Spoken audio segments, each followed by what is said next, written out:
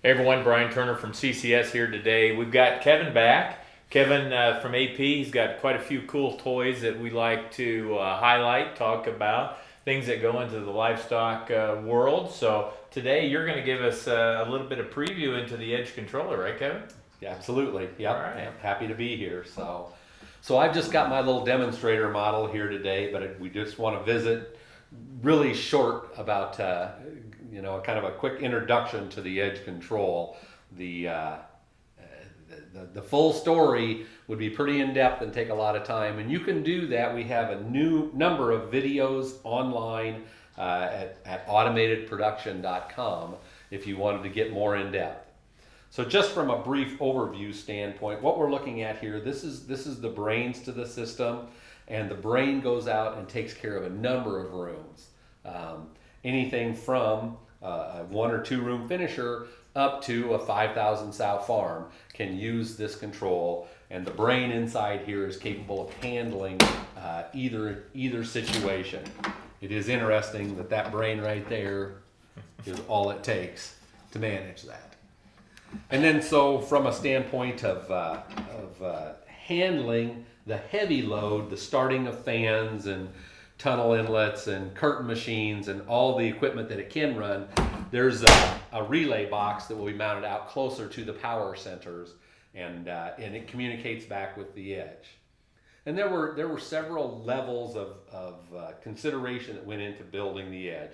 The first platform that we worked on, and Brian will appreciate this, is it is done on an online basis. So the control itself, what you see on this face here, is exactly what you would see if you were on your iPad or if you were on the beach somewhere and you wanted to check on your barn. You could do that with an iPad or your phone, and it will be exactly the same as what you see here. More or less, your phone has a little different configuration and stuff. Now I assume that's an app, right? Download the app. You have an like app, everybody else. or you can go simply to the web page, gsiedge.com. Okay. So you can check on from any device if you have internet service, and of course the device itself has to be online. Right. Okay. But that was one of the first tenets: is we want to have remote connectivity. We want to be able to do everything remotely that we can do when we're standing right in front of the control. And that includes the toggle switches that exist on here. We don't have any physical switches that would encumber it. It has virtual toggle switches.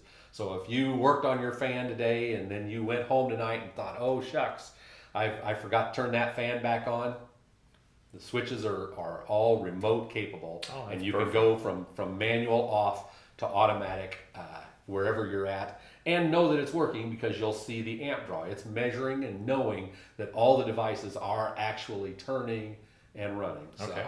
So the remote connectivity was one of the platforms that it was built on. A second platform that was built on was safety. So we have a lot of redundancy and safety features built into it. The first of which is you can have 2 brains on a system. That second brain is going to be running the whole time in background mode.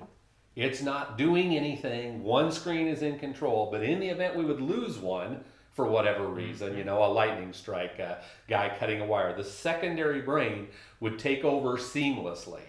It would never know the difference. Man, we all need one of those, don't we? So- Secondary brain. And it's running in the background, and that's the first level of safety on this. The second level of safety is that in the relay boxes, there's what we call a fail-safe relay.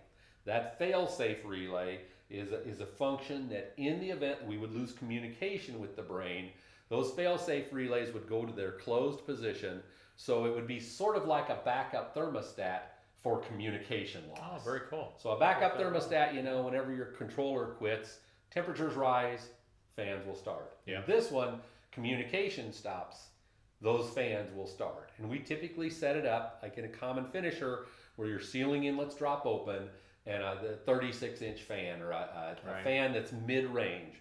So it's not gonna help you on a 100-degree day for very long. Right. And it might be too much air whenever it's 0 out, but you got to pick somewhere in there to provide safety. Okay. And that's what another level of this was about in designing this controller. And then a third level of redundancy or safety is the fact that we have a feature coming out very soon that is called backup mode. In the event we would lose the brain completely, the individual cards in the relay box would all remember what they were doing whenever we lost communication, and would switch over and continue to operate using the temperature probes that are in place, and that system would take over, and the system could actually run for several days. Now there is some limited to the functionality, certain things you just can't do, but Sure. but your overall ventilation, is going to continue to operate. Okay, so it helps keep the barn running no matter what is going on, which is very important now, especially with all the assets you have right there on the floor, right? Absolutely, you got to protect them and keep the environment. Exactly. So with all the redundancies that you have in here, which is very good, a lot of connectivity, so it's really talking to the entire barn. So really now the worker doesn't have to do a whole lot. You're able to set it, and I kind of use the word set it, forget it. It's monitored at all times. But let's talk about service and support.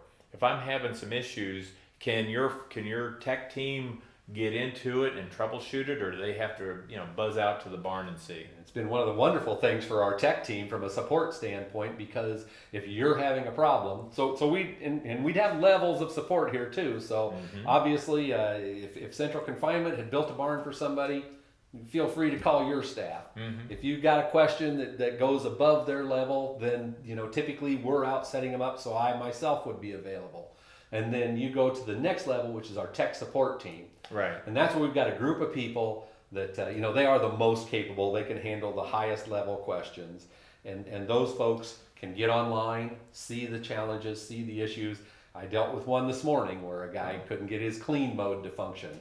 And it was a matter of setting up a soaker in there. So it was, and those things, if you're concerned about people having access, we typically set our tech team up just to have view-only privileges. Okay. And you have that as the farm owner too, right? Sure. If you've got 10 employees and you only want one person to be able to change settings, you can do that. The rest can view it, Right. but not have access to make adjustments that you might be concerned with there. So plenty of levels of security we can set in, just like a normal, like what we'd call our desktop, laptop, or whatever. It's at all kinds of levels. All That's those great. systems. Yep. Well, that's awesome. So if you're interested, we could probably do, if anybody out there is interested, get a hold of us. We could do an on-site demo. We could do it via remote, whatever. we've done a ton of remote demos too. especially It's now, really right? nice to have that access, and we could set it up on your computer. We can show you a demo model, or we could show you a live farm. It's because we have access to several thousand. So let me ask you a question then.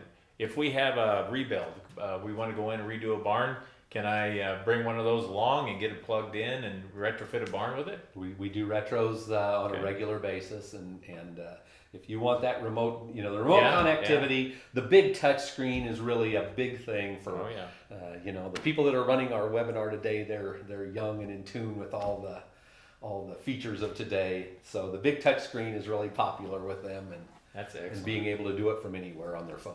Well, good. Well, thanks for bringing that in. So, Kevin's from AP, and if you've got any other question, give us a call or call into AP, ask for Kevin, and we can take you through all kinds of neat stuff as far as the remote controller and the controller itself.